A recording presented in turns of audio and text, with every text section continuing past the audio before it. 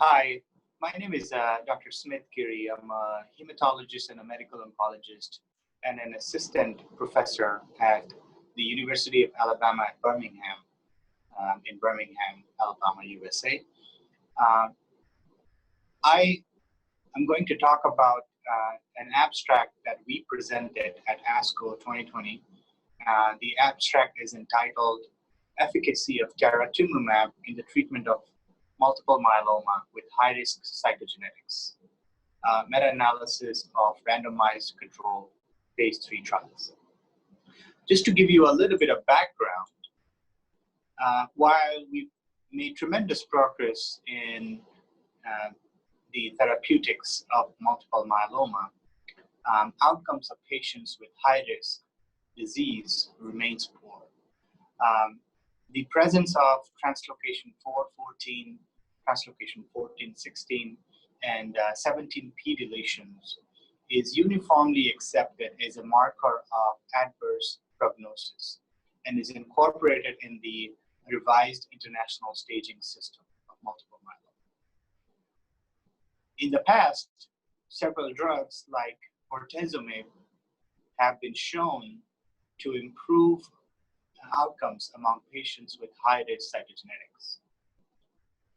In the last few years, we've learned that monoclonal antibodies that target CD38, such as daratumumab, significantly improves outcomes of patients with multiple myeloma.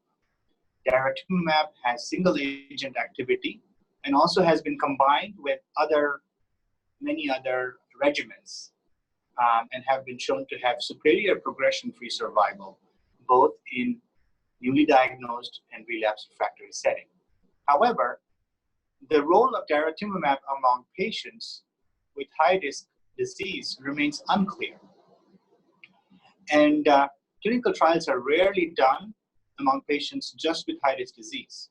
So in order to gather the best available evidence, we pooled all phase 3 randomized trials that combined backbone myeloma regimens versus the same regimen plus daratumumab, either in the frontline or relapsed refractory setting, and reported outcomes separately by cytogenetic risk status, meaning high risk versus standard risk.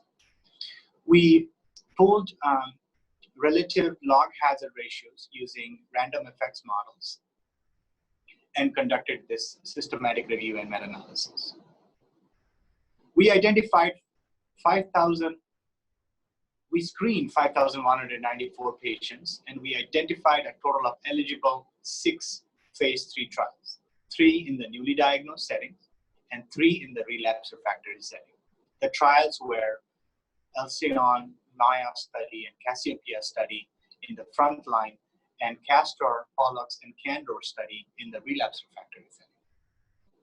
When we pooled the results of progression-free survival among patients with newly diagnosed high-risk multiple myeloma, the addition of daratumumab to backbone regimens led to improved progression-free survival with a pooled hazard ratio of 0.67, 95% confidence interval of 0.47 to 0.95 with a p-value of 0.02, indicating statistically significant results with little evidence of heterogeneity, with a I-square of 0%.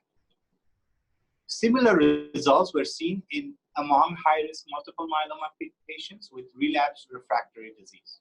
The pooled hazard ratio there being 0.445 with a 95% confidence interval of 0.30 to 0.67 and a p-value of less than 0.01, again, with very little evidence of heterogeneity, with an I-square statistic of 0%. We conclude that based on the available evidence so far, incorporating daratumumab to both backbone regimens in both newly diagnosed and relapsed refractory setting leads to improved progression-free survival among patients with high-risk multiple myeloma. Furthermore, because we were not able to see significant evidence of heterogeneity, it seems like daratumumab has a beneficial impact in this high-risk subset, regardless of the backbone myeloma regimen.